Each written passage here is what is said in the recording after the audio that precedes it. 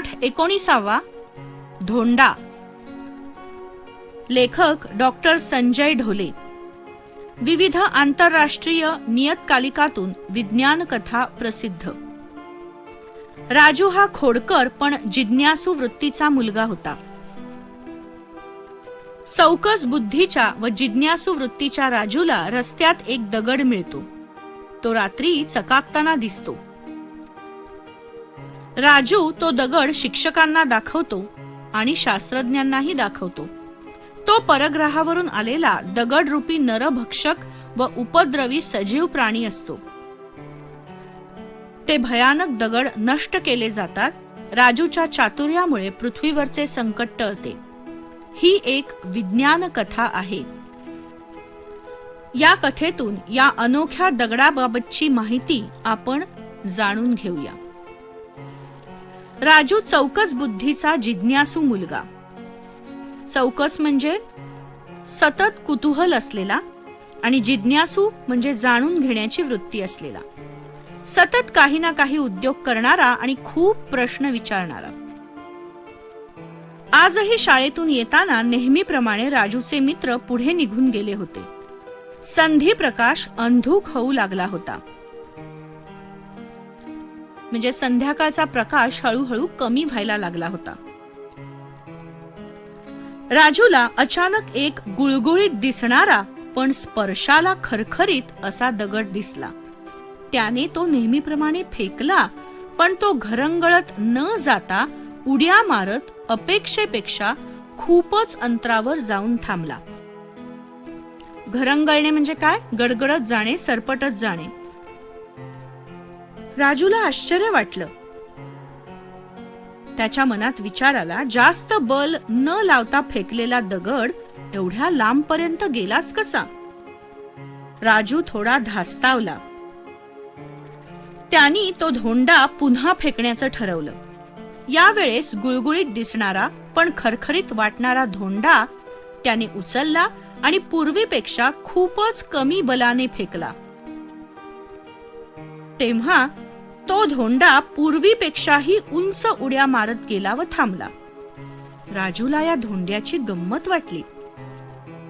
हा धोंडा काहीतरी विलक्षण असल्याची जाणीव त्याला झाली. विलक्षण म्हणजे वेगळा किंवा अजब. शाळा सुटून बराच वेळ झाला होता. अंधार झाला होता. राजूनं तो धोंडा उचलला आणि राजू घरी आला. राजूचे बाबा अतिशय कडक शिस्तीचे आणि करारी होते. घरी येताच बाबांचा स्वर त्याच्या कानी पडला. राजू, कुठे होतास इतक्या वेळपर्यंत? शाळा सुटल्यानंतर मी खेळत होतो. काय खेळत होतास? दगडधोंडे? हो, राजूचा हुंकार. बाबांनी राजूच्या खिशातील सर्व दगडधोंडे काढून बाहेर भिरकावून दिले. भिरकावणे म्हणजे काय? रागाने ते बाहेर फेकून दिले. फेकलेल्या त्या गुळगुळीत धोंड्याकडे राजू आशाळभूत नजरेने पाहत राहिला. आशाळभूत नजरेने पाहणे म्हणजे केविलवाणे होऊन पाहणे. म्हणजे त्याची इच्छा असूनही त्याला काहीच करता येत नव्हतं. शेवटी आजूबाजूला पाहत तो बाहेर पडला. बाहेर किट्टा अंधार होता. म्हणजे अतिशय दाट असा काळोख बाहेर होता. त्या काळोखात तो धोंडा त्याला कुठे सापडणार होता? राजूनं बरंच शोधलं, पण त्याला तो धोंडा काही सापडेना. शेवटी जेव्हा त्यांनी झुडपांमध्ये पाहिलं, तेव्हा त्याला तो धोंडा दिसला. त्या अंधुकशा अंधारामध्ये तो धोंडा थोडा चकाकत होता.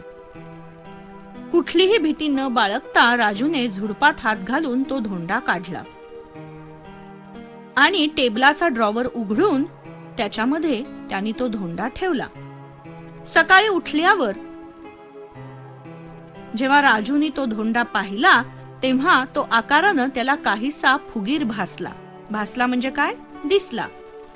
म्हणजे रात्रीपेक्षा तो धोंडा थोडासा फुगलेला होता आणि पूर्वीपेक्षा जडही लागत होता. शाळेत जाताना राजूने तो धोंडा सगळ्यांची नजर चुकवून हळूच आपल्या दप्तरात ठेवला आणि रात्री कुणालाही न दाखवता पुन्हा तो धोंडा ड्रॉवर मध्ये ठेवला. मध्यरात्री त्याला जाग आली. त्याचं लक्ष जेव्हा टेबलाकडे गेलं तेव्हा तो चकित झाला. त्याने जिथे धोंडा ठेवला होता त्या बंद ड्रॉवरच्या फटीमधून प्रखर प्रकाश किरणं बाहेर येताना दिसली. नकळत त्याने तो ड्रॉवर उघडला. ड्रॉवर उघडताच ती खोली प्रकाशानं झळकून गेली, म्हणजे प्रकाश सगळीकडे पसरला. तो धोंडा एखाद्या हिऱ्यासारखा चमकत होता आणि त्यातून विशिष्ट प्रकारच्या लहरी म्हणजे किरणं बाहेर पडत होती. धोंड्यापासून निघणाऱ्या प्रकाश लहरी त्याच्या आईबाबांच्या व परिसरातील इतर सजीव प्राण्यांच्या मेंदूंच्या लहरींशी जुळल्यानं ते गाढ झोपेतून उठणं शक्य नव्हतं. पण राजू स्वतः त्याच वेळेस स्वप्न सृष्टीत असल्यानं धोंड्यापासून निघणाऱ्या लहरी त्याच्या मेंदूशी जुळू शकल्या नव्हत्या. म्हणूनच या महत्वाच्या क्षणी राजू जागा झाला होता. नंतर जेव्हा त्यानं त्या धोंड्याकडे पाहिलं तेव्हा प्रकाशमय धोंड्याची हालचाल पाहून तो शहारला. धोंडा वेडावाकडा होऊ लागला. त्याच्यापासून दुसऱ्या एका लहान धोंड्याची निर्मिती पाहून तर राजू घाबरला. छोट्या धोंड्याला स्पर्श करण्याचा मोह त्याला झाला, पण त्याने तो टाळला. सकाळी उठताच रात्रीचा स्वप्नवत प्रसंग राजूला आठवला. तसा तो टेबलाकडे धावला. आत एक लहान आणि एक मोठा धोंडा पाहून त्याचं हृदय धडधडलं. म्हणजे रात्री जे काही आपण पाहिलं ते खरं होतं अशी त्याची खात्री पटली. मग राजू ते दोन्ही धोंडे घेऊन शाळेत गेला. त्याने शिक्षकांना मित्रांना त्या धोंड्याविषयी सांगण्याचा प्रयत्न केला, पण कोणीच त्याचं ऐकलं नाही. त्या दिवशी शाळेत विज्ञान मंडळातर्फे प्रसिद्ध विज्ञान कथाकार श्री अनिल घोटे यांचं व्याख्यान होतं. त्यांनी अंतराळासोबतच परग्रहावरील जीवसृष्टी संबंधीची कथा सांगितली. ती कथा ऐकल्यावर राजू अस्वस्थ झाला आणि त्यानं मनाशी एक ठाम निश्चय केला. राजूच्या शाळेतील पाटील सरांनी राजू व त्याच्या बाबांना डॉक्टर अनिल घोटे यांच्याकडे नेले. काही दिवसांनी डॉक्टर अनिल घोटे राजूच्या शाळेत आले. ते म्हणाले, राजू अतिशय चलाख, चाणाक्ष व हुशार मुलगा आहे. कुतूहलापोटी जमवलेल्या धोंड्याविषयी सांगण्यासाठी राजू 6 दिवसांपूर्वी त्याच्या बाबांबरोबर माझ्याकडे आला होता. त्यानं सांगितलेला अनुभव पाहून मी शहारलो. त्याच रात्री आम्ही प्रसिद्ध शास्त्रज्ञ डॉक्टर कसबे व डॉक्टर पंडितांकडे गेलो. पुढचा प्रसंग तुम्ही सांगा असे डॉक्टर घोटे डॉक्टर कसब्यांना म्हणाले. डॉक्टर कसबे म्हणाले, राजूनं सांगितलेल्या अनुभवानं आम्ही चरकलो. त्याच रात्री आम्ही संशोधनाला सुरुवात केली. त्या धोंड्यातून आम्हाला धक्कादायक माहिती मिळाली.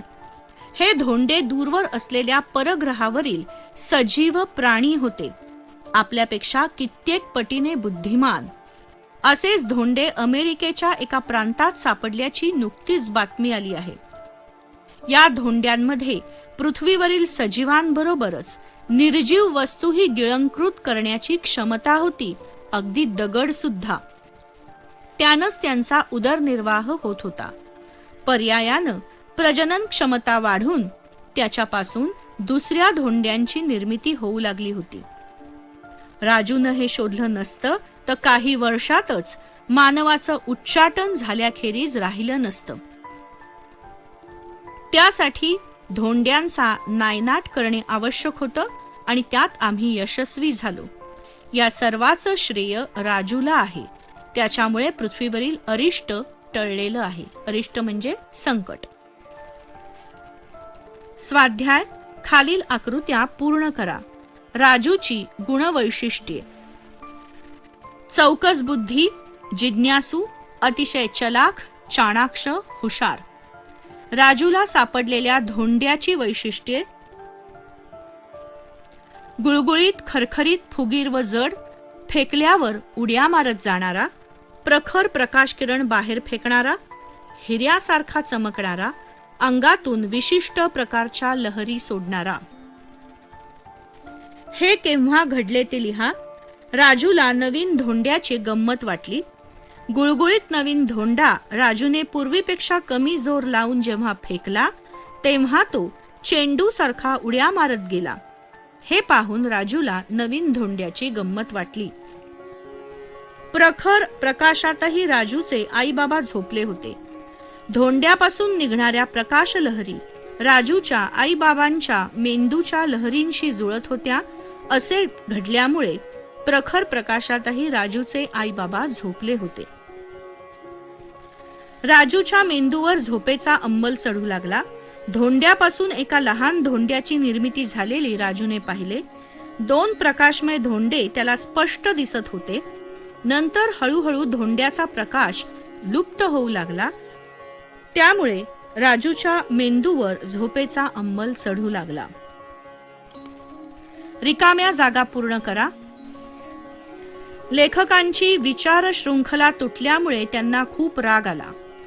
शिक्षकांचा करडा कटाक्ष बघून विद्यार्थी एकदम शांत झाले. वार्षिक परीक्षेचा निकाल जाहीर होताना संजयच्या मनात प्रचंड घालमेल होत होती. रामरावांची अस्वस्थता बघून त्यांना ताबडतोब दवाखान्यात भरती केले. खाली दिलेल्या चौकटीत म्हणी लपल्या आहेत त्या ओळखाव लिहा. अणा शत्या काती चाल हा मा बैरी अतिशहाणा त्याचा बैल रिकामा. ए भा नाध राक ड ध्या भ चिन र एक ना धड भाराभर चिंध्या. ऐ ज चेक ना का वेना म रा वेचे ऐकावे जनाचे करावे मनाचे.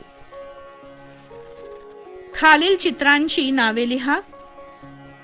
पहिलं चित्र आहे लसूण, हरिण, गूळ, पाऊल, विहीर, ऊस. मल्लखांब. मल्लखांब हा वैशिष्ट्यपूर्ण असा महाराष्ट्रीय व्यायाम प्रकार आहे. कुस्तीमध्ये प्रावीण्य मिळवण्याच्या उद्देशाने मल्ल विशिष्ट लाकडी खांबावर अनेक कसरतीचे प्रकार करत असल्याने त्यास हे नाव पडले. बाळंभट दादा देवधर हे मल्लखांबाचे जनक होत. मल्लखांबाचे आकार व प्रकार अनेक आहेत, पण साधारणपणे प्रचलित असलेला साधा मल्लखांब हा 2 ते 2.5 मीटर उंचीचा शिसवी अथवा सागवानी लाकडाचा वरच्या दिशेने निमुळता होत जाणारा असतो. अंग, मान व बोंड असे त्याचे 3 भाग असतात. अंग मल्लखांबाच्या बुंध्यापासून मानेपर्यंतच्या निमुळत्या होत जाणाऱ्या भागाला अंग असे म्हणतात. मान मल्लखांबाच्या अंगाच्या वर जो बारीक निमुळता नसलेला सरळ भाग असतो त्याला मान असे म्हणतात. बोंड मल्लखांबाच्या सर्वात वरच्या गोलाकृती भागाला बोंड असे म्हणतात. पूर्वीच्या मल्लखांबाचे प्रकार: वेताचा मल्लखांब, हल्ल्यारी मल्लखांब, पलित्याचा मल्लखांब, उसाचा मल्लखांब. आत्ताच्या मल्लखांबाचे प्रकार: पुरलेला मल्लखांब, टांगता मल्लखांब, दोरीचा मल्लखांब. व्याकरण बघूया थोडं. शब्दसिद्धी. शब्द कसा बनतो म्हणजे सिद्ध होतो त्याला शब्दसिद्धी म्हणतात. आपल्या मराठी भाषेत अनेक भाषातून आलेले शब्द समाविष्ट आहेत. त्यात प्रामुख्याने तत्सम, तद्भव, देशी व परभाषीय अशा 4 प्रमुख प्रकारातील शब्द आहेत. तत्सम शब्द संस्कृत भाषेतील अनेक शब्द जसेच्या तसे म्हणजे त्यांच्या रूपात काहीही बदल न होता मराठीत आलेले आहेत, त्यांना तत्सम शब्द म्हणतात. उदाहरणार्थ कन्या, पुत्र, पिता, पुष्प, जल इत्यादी. तद्भव शब्द संस्कृत भाषेतील अनेक शब्द जसेच्या तसे न येता त्यांच्या रूपात काही बदल होऊन मराठीत आले आहेत, त्यांना तद्भव शब्द म्हणतात. उदाहरणार्थ गाव, ग्राम पासून आलेला, दूध, दुग्ध पासून आलेला, हात हस्तपासून आलेला, कान कर्णपासून आलेला इत्यादी. देशी शब्द, जे शब्द अन्य भाषातून आलेले नाहीत अशा मूळ शब्दांना देशी शब्द म्हणतात. उदाहरणार्थ चिमणी, वांगे, डोळे, दगड, झाड इत्यादी. परभाषीय शब्द, जसे संस्कृत मधील शब्द आपल्या मराठी भाषेत आढळतात तसेच इतर भाषातील शब्द देखील मराठीत आढळतात, असे शब्द म्हणजे परभाषीय शब्द होत. उदाहरणार्थ करोड, सडक, मिठाई, विळी, बॅट, पगार, सामना, करार, चेंडू, डबा, रिकामटेकडा इत्यादी.